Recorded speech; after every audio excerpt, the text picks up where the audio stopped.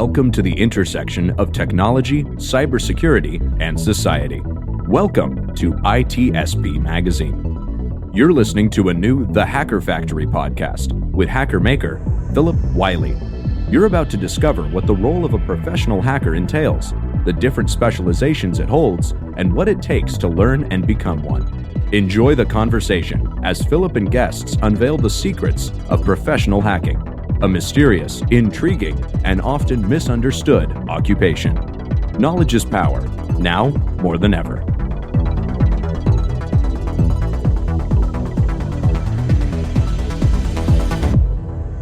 Hello and welcome to another episode of the Hacker Factory podcast. I'm your host, Phillip Wylie, the Hacker Maker. In each episode, I have a guest sharing their story on how they got started in cybersecurity, as well as their tips on how to get started.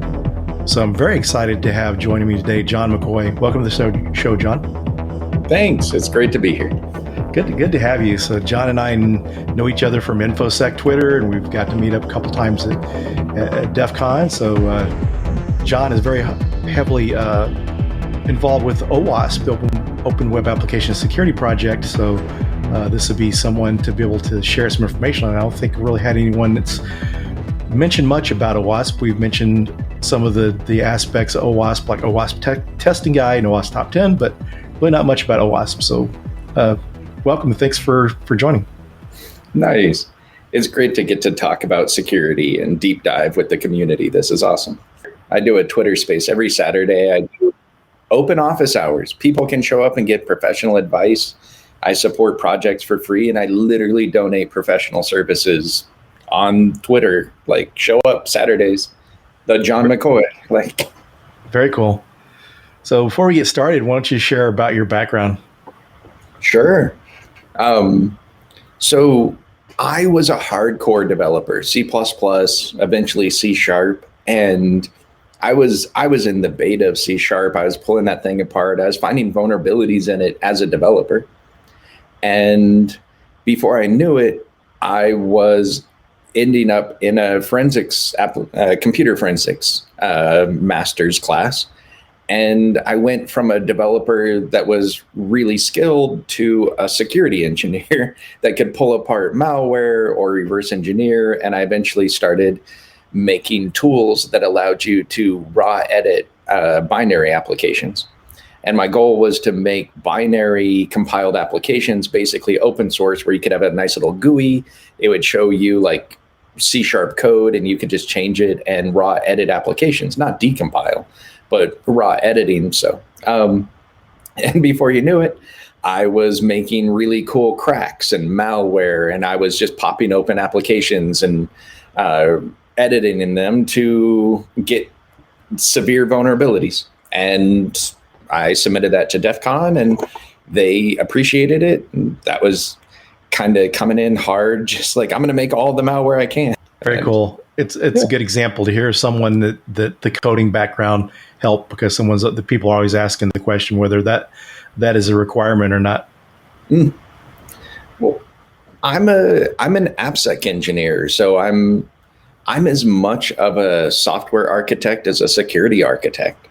I need to be able to read GitHub PR commits. I need to be able to make architecture diagrams that can hold up against any review of the software dev team. And yeah, I actually take a year or two off now and then and go and take a job as a pure developer, just to get back in the trenches and like, has anything changed? Like, I'm like kind of just keeping my skills sharp.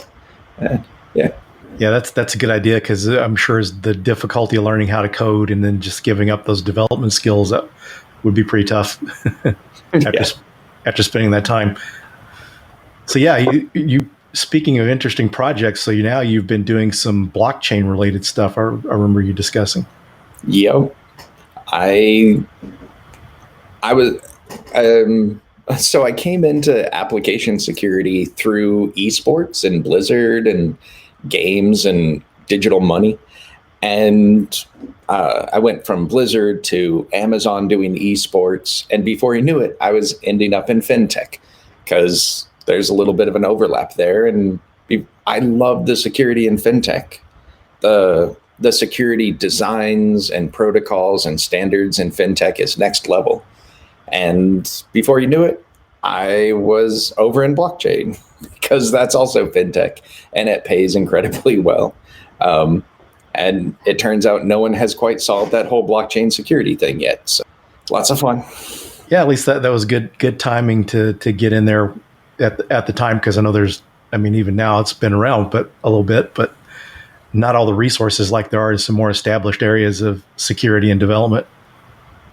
A lot of it is greenfield, like some around contracts, and like there's a little bit of security forming in companies and a little bit of best practices and known vulnerabilities. But for much of blockchain, it's completely greenfield, not even base layer guidelines or papers or vulnerability lists or risks identified whatsoever. Yeah. So kind of where did you find your resources to learn about blockchain? When I jumped into it, I asked all my security friends, and of course, A, they don't know blockchain, and B, most of them hate blockchain. So wasn't cool. I went to my classical OWASP. I went and looked in our security knowledge hub of like, do we have any cheat sheets or best practices or top 10s? Or I went to my hacker friends to see what was there. I ended up helping one of my hacker friends make his first CTF that involved blockchain. And Jonathan Marcel, he did a really nice NorSec CTF flag that was blockchain centric. And I looked everywhere I would normally look and just didn't. There just wasn't. And so some of my friends needed help with their projects, and they're like, hey, what's the security? How do I defend against this? And I just started jumping in with the projects themselves and offering security services. I do it in general. Before blockchain, I offered free security services to new startups or 501c3s or anyone that couldn't afford security but could need it. I offered free security, and in blockchain, I started getting wallets and projects that actually needed security, and I started helping them. I started helping recently NFT projects that needed security, and just offering services. And that's really where I learned the attacks, I learned the security, I learned the defensive paradigms that I could recommend and what the developers would like and not like, and just kind of jumping in and doing it. Like, yeah. Very cool. So yeah, it's one of my favorite ways to learn is hands-on, because, it just seems to me, you just learn it better, because even if you're going the route of reading or whatever, watching videos, then you got to go back and do that yourself to be able to, understand how it's truly done. Mm-hmm. So kind of how did you, so you must be really good at self-learning to be able to figure out some of these things on your own that you really didn't have resources for. Are there any tips or tricks you have for self-learning, figure out how to learn these things on their own when there really aren't resources? I mean, my main metaphor is it's kind of like going to the gym. If you do it 1 hour a day, you'll get stronger over a month. If you do it 10 hours a day, at the end of a year, you'll be a beast. Like, it's all just, and try to make it fun. Try to find a project that speaks to you. It doesn't have to be economically viable. It doesn't have to be whatever. Like I would just make keygens against applications because I could. Like, I wasn't selling them. I wasn't doing this for some prize. Like, most of them I never released in any capacity, but I made like 200 keygens. I got really good at making keygens. And then I put together an example keygen project for other people to crack. And I ripped out keygens from multiple applications and did a combined application example. I just did things and got really strong at it. And then you just jump in and find something that you can be passionate about for 1 hour and do that. And then jump in the next day, and maybe it's something else. Maybe it's the same thing. And then try and find. I would also say, if it's something everyone else knows how to do, and there's lots of them, like, like like scanning web pages for vulnerabilities. There's thousands of people, there's thousands of CFT conferences, there's lots of trainings, there's lots of books. It's like that's probably best done by pulling the information from the community. And if you that is probably best done pulling information from the community and not necessarily going out and doing blind research yourself. If you can find something new that not everyone is doing, that no one's focused on, that no one's doing a DEF CON talk, that something kind of green field and that speaks to your skill set, then that's something that if you do self-learning and get ahead and you can build one tool that no one else has in the community and you can bring that tool back to the community, that's super valuable. So if you do go down self-learning, try and build a tool, try and build a trophy, try and build something that shows off you got to the end of it. And yeah. Very cool. I think it's an interesting concept of, not staying on the same thing if something else interests you and you're really passionate, spending time on that, because I think too many times people get stuck doing that same thing, trying to learn it, and they kind of get burnt out or not interested and then just give up on it altogether. So that's an interesting way to learn. And if something's hard, build a tool. So as far as like on the concept or the subject of coding and development, I know a lot of people always ask, do they need to learn how to code to get into security? So what are your thoughts on that? And then also, how could it be helpful in advancing someone's career if they decide to do that? Yeah, good question. I kind of phrase security as a good second career. So if you're a tax accountant and you pick up security, you can do forensics tax accounting, you can do auditing and compliance, and you can run down these things that you can do because you're a tax accountant, and you can apply them to the security field. If you're a developer, then you go into application security. If you're a network engineer, maybe you do DevSecOps. Maybe you do cloud infrastructure hardening or logging and alerting and advanced IR infrastructure development. If you're a red teamer, maybe you go into intrusion response or pen testing or, so do you need to be a software developer? No. If you are a software developer, there are certain jobs that fit you better than others. So I'm a AppSec security engineer. I work with the SDLC. I work with developers during their design and architecture and development and deployment. I work over the whole life cycle of the product, end to end. And being a software developer is critical for that job. I have to know what developers do for merging branches, and I need to know what the best practices for Git repos are, and I need to understand how they do scrums and ticketing and backlogs and grooming, and if I don't understand that, then how can I write a ticket to be integrated into a team if I don't know that you need to get it in their grooming backlog and you need to get their lead engineer to plan it into the sprint, and so you have to know software development to harden software development. You have to know networking to harden networking. You have to know the underlying skill to do security for it. So, yeah. So if someone is wanting to start out coding nowadays, what would you recommend? What language to learn? Oh, by far, C# is the best. I would say, today, if they're planning on ultimately going into security, I would say blockchain. Like, you should target, if you're going into school right now, say this is a 4-year, 8-year endeavor, and you're going to come out the other side in 4 or 8 years, what should you target in the future is my question. Like, hey, today, I don't know, WAFs are big or whatever SQL databases are big, right? I don't know. And it's like, hey, if you're targeting 5 years in the future, you need to be serverless. You need to be looking at cloud-centric Dynamo or whatever NoSQL databases. And in 4 to 8 years, blockchain, specifically Solidity, contract coding on Ethereum, learning how blockchains work and are deployed and built and how dApps are deployed and built. and target 4 to 8 years in the future, because if it's a job today, it could be automated. You could be going into being an ops engineer, and it's like, well, in 8 years, we have a tool that does that. So if it's a job today, target in the future. Target something that doesn't even exist yet.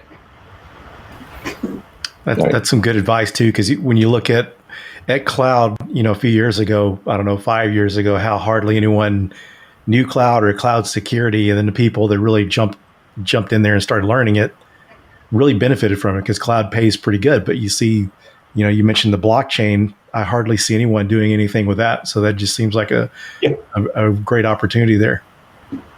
Yeah. And if you're in school today, you'll be able to do more time and research, and you'll understand it better than I can. Because I'm not going to spend 8 hours a day learning it. Just not gonna. Like, I'm a practitioner. I'm on the front lines. Like, I'm on the other side. Like, if you're in school today, you'll be able to know blockchain better than I do. And I won't be able to compete with you, and you'll be able to outcompete me on my primary focus of blockchain. Like, that's how the world works. That's awesome. Yeah, very good advice there. So what about certifications? Do you feel like those are needed to get into the field? Well, the good news, there's no blockchain security certification. So, good point. So maybe back to my 5 years in the future, if it's a certification, that's already losing the game. Like, it's a certification, then you pass that right on by. Yeah. But then one day you'll be applying for a job and they'll require this certain certification, and you've been in it all this time. How you see some of the ridiculous requirements for jobs sometimes. Oh yeah. Oh, the other there's a hack of it. Say you do blockchain security, you need to start doing that as a professional job, either in school or immediately when you graduate. I don't care that there's no jobs in it. I don't care that no one's hiring. I don't care that it's not even a thing yet. It's like, open a consultancy and immediately start offering services, and go find a client, even if it has to be free or $100 or $1,000. And ironically, the more you charge, the more they'll appreciate your services. So don't undersell yourself, or else you won't get work. But immediately start offering your services. So when you go to a job 4 years later and they say, "Oh, what's your history?" It's like, "Oh, I've been doing professional blockchain security for 4 years." Like, that's legit. And it could easily take you 4 years to find a job exiting school. Like, security is hard. Like, you could find a job immediately after school. It could be 4 years of like trying to find your market niche and where you fit in a company to hire you, and not just bring you in as like an intern that just gets grunt shit work. Like, it could take, security's a hustle. Like, yeah. Yeah, very good. Interesting advice there. So what about degrees? Do you feel like those are needed? I know a lot of people, I can see both, but you hear a lot of people really being negative towards that, but I was just curious what your thoughts are on degrees. I loved school. Like, it was the one time I could spend 8 or 16 hours a day on a computer for 6 months and not have to justify myself. Like, oh, I'm doing school. That's why I spent the last 9 months on a computer. And it's like, if I wasn't in school, that'd be a little weird. That'd be hard to justify. I don't know. I liked being in the research lab. I liked working with other brilliant people and seeing what they're working on and being able to show them what I'm working on. I loved it. Like, if you can find a research lab, then that is the best. That's nice. If you can find strong teachers that are really skilled in their profession and you can learn from them, that's awesome. But also, if you go to a conference and you can find someone that's teaching a class, and just go ask them if you can sit on their class, or after their class is over during the conference, see if you can pick their brains about what tools they use. Like, you can learn directly from the community, and a lot of us did and do, but also you can get really good cyber training nowadays, I think. So is it important? Absolutely not. Does it help?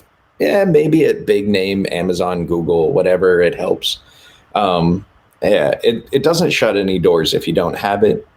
Does it make much of a difference? Probably not. But yeah.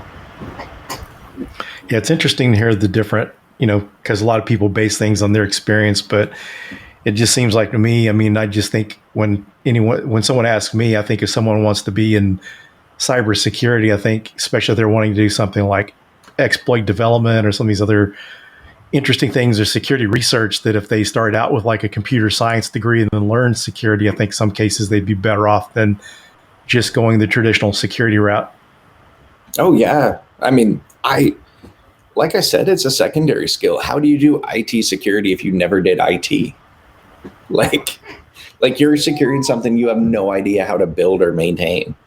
It's like you can't build the test to even check to see if it's valid because you never did it. And it's like, yeah, you definitely need to be able to do whatever you think you're securing.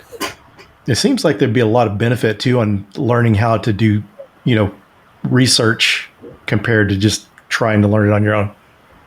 Oh yeah. And I mean, I would say if you do go to school, you still have to do your own research.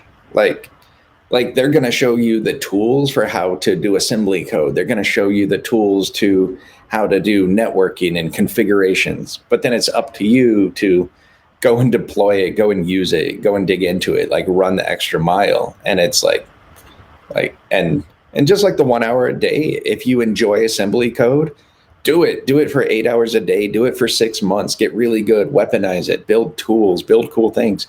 Or you get into assembly code and you're like, this is garbage. Then don't do it. Do something else. Like maybe you're into networking, maybe you're into forensics, metadata recovery or something. So, yeah. Yeah. So before, I don't want to miss the opportunity. This would be a great opportunity to hear more about OWASP. If you could share about OWASP with our listeners.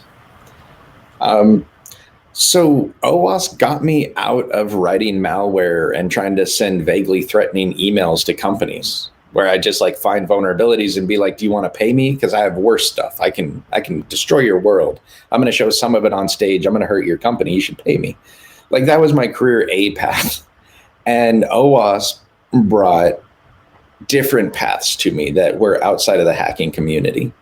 So I met operations and DevSecOps people and security architects and really cool skills that were adjacent. They're almost like the same skills that we use in the hacking side, but just kind of inverted a little bit, like the same skills, but the other side of the coin.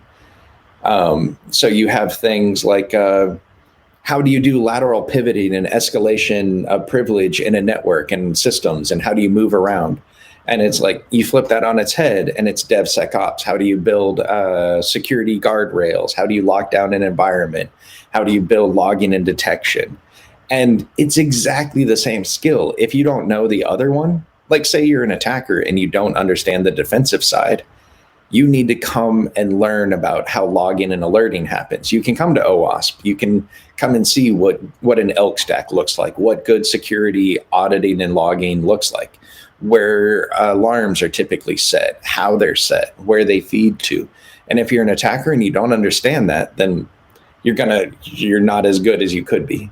And so OWASP has a lot of the best practices of everything. Like PCI compliance is derived from OWASP recommendations of best practices. And a lot of the standards are defined in OWASP. It's a group, worldwide, non-corporate, non-vendor. It's a 501c3. Everything is open source. All of the security is open source, best practices, cheat sheets, and it's kind of bringing together all of the best focus from the security community. Zap is a free scanning tool. And so Zap pulls in a scanning report. The scanning report is mapped against the OWASP top 10. And then the OWASP top 10 and the scanning report are mapped against cheat sheets. And cheat sheets are what you can give to a developer to remediate the problem. So you find injection in a field. Okay, well, how do you stop injection? What are the best practices? How do you know you did it correctly? How do you sanitize on JavaScript or HTML5? and there's a cheat sheet to walk you through it. Again, from OWASP, like we're other people fighting the same fight, pooling our resources, and almost every major city has an OWASP chapter. They typically meet monthly. You can just go to OWASP, look up your local chapter, and it'll be like, oh, on the 3rd, you come to this building, you come to this door at this time. It's a presentation. Typically, there's a food, and a vendor has footed the bill for the location, for the food. You have a speaker, you have security people. You don't have to be a member. It's $50 to become a member for a year.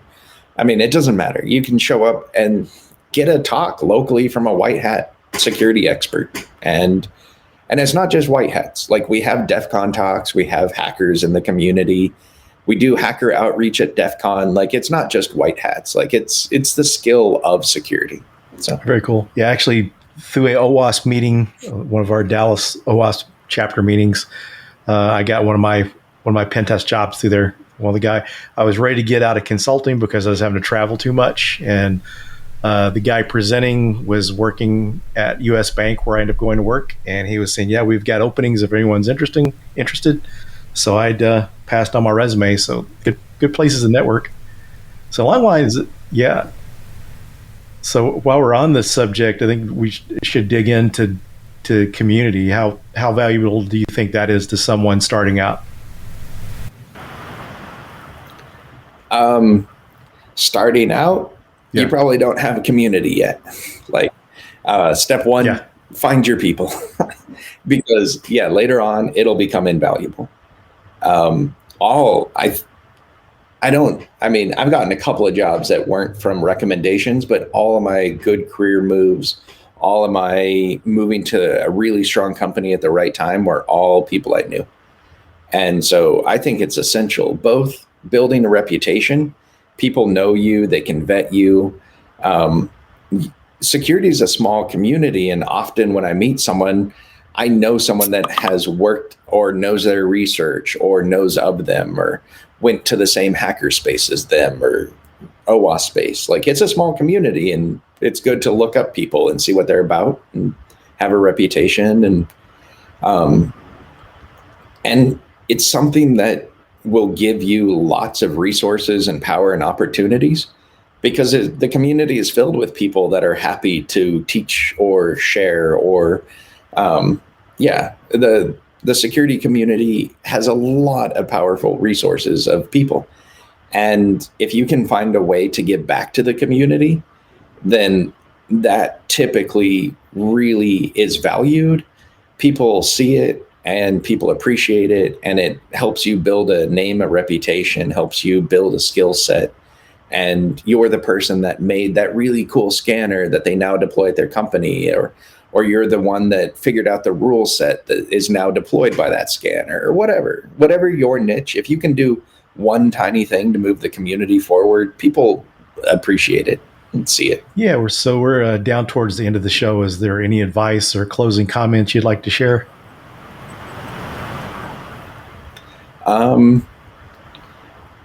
I guess whether if you go to DEF CON or OWASP, you should probably consider going to the other one. And that when you meet the community and get hands-on with the community, you'll find that they're essentially all the same people. It's all the same skill sets, whether you're at OWASP or DEF CON.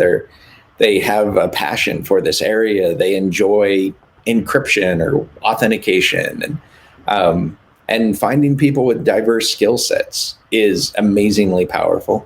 And so if you can pick the brain of someone from an IR team about your area, then you could get ideas for how they would attack it. Or diversity in the community really will build your skill sets faster. So try different things, reach out to different communities. And to plug it, OWASP has a diversity scholarship. And so if you've never come to AppSec USA or some of the local conferences, you can apply to get a free ticket to build our community stronger, to bring in people that would never normally attend our conferences. And so if you're a college student going to DEF CON, there's probably a free ticket in the diversity scholarships at OWASP for you. So. or outreach scholarship. Sorry. Great advice. Thanks for taking time out of your busy schedule to join. It was an honor to have you on the show. Yeah, this was great. I love it. And thanks for building this. This is part of community. This is what keeps us going and helps share the information. I appreciate this so much. It's an honor. It's just a way to direct people to other people that they can learn from. And it's just interesting the way the different episodes resonate differently with people. They see someone else that's been in this area. They went to the same school. They had the same background, had the same former career. And they can kind of identify with that, and it's interesting. So it's good to have the different voices and different stories. Awesome. Yeah. Well, thanks so much for having me. Thank you. Thanks everyone for joining, and we'll see you on the next episode. We hope you enjoyed this episode of the Hacker Factory podcast with Phillip Wylie. If you learned something new and this podcast made you think, then share itspmagazine.com with your friends, family, and colleagues. If you represent a company and wish to associate your brand with our conversations, sponsor one or more of our podcast channels. We hope you will come back for more stories and follow us on our journey. You can always find us at the intersection of technology, cybersecurity, and society.